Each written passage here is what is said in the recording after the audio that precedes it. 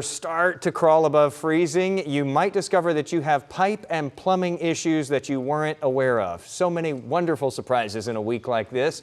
So joining us this afternoon is master plumber Roger Wakefield, who has 45 years of experience dealing with this type of situation. Good afternoon, Roger, and boy, I bet it's getting busy out there for plumbers.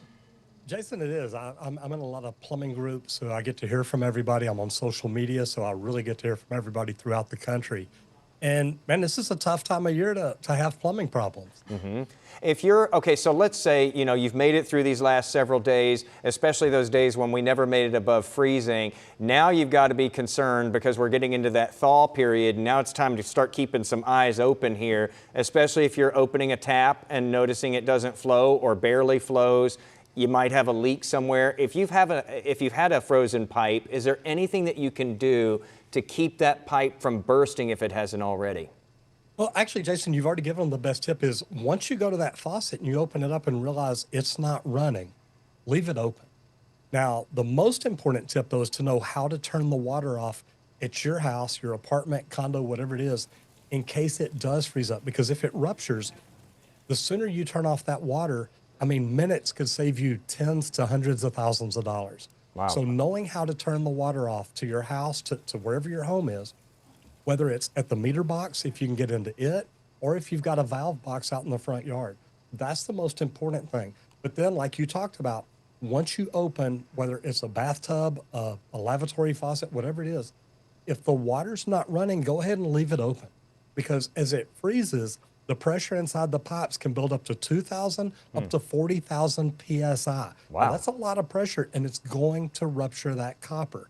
Okay. Now, newer homes that have PEX, they've got a little more expanding capabilities, so those aren't near as bad. Let me ask you this. If you know that you have a pipe that's frozen, but as far as you can tell anyway, it's not cracked anywhere, does it help if you have a space heater nearby, or I've heard even of a heating blanket, a heating pad? Does it help to do something like that? Obviously you have to use a lot of caution when you're doing that. Number one, you've got to be very cautious. You never want to use any kind of an open flame. And a lot of people do that. They've got a torch they light the grill with or something, and they'll try and do that. No. That's going to lead to big problems. You want to try to thaw it slow. So electric blanket, stuff like that, you just want to make sure that it's not going to get wet. Now, the heaters that we have in our homes, if we'll open up the cabinets, like if it's a lavatory faucet, open up the cabinets, pull the towels out. You want that heat circulating up under the cabinet as much as it can. That's going to help it thaw out even slower. And like I said, leave the faucets open, hot and cold if they're both frozen.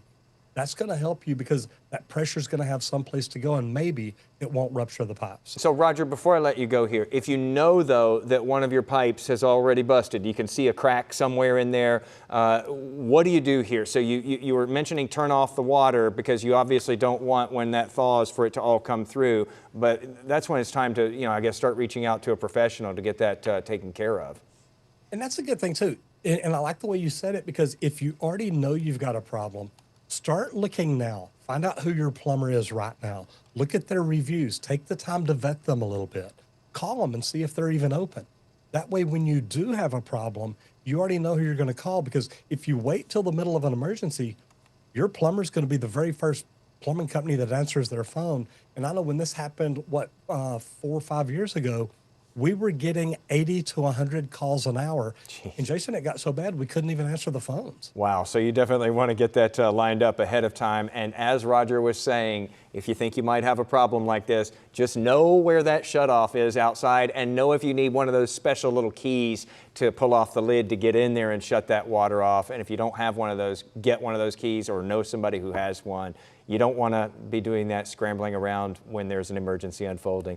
Roger, thanks so much. Really appreciate the expertise this afternoon. Hopefully, people are going to find the right help and prevent that damage from getting much worse. Yes, sir. Jason, thank you for having me on. Thank you.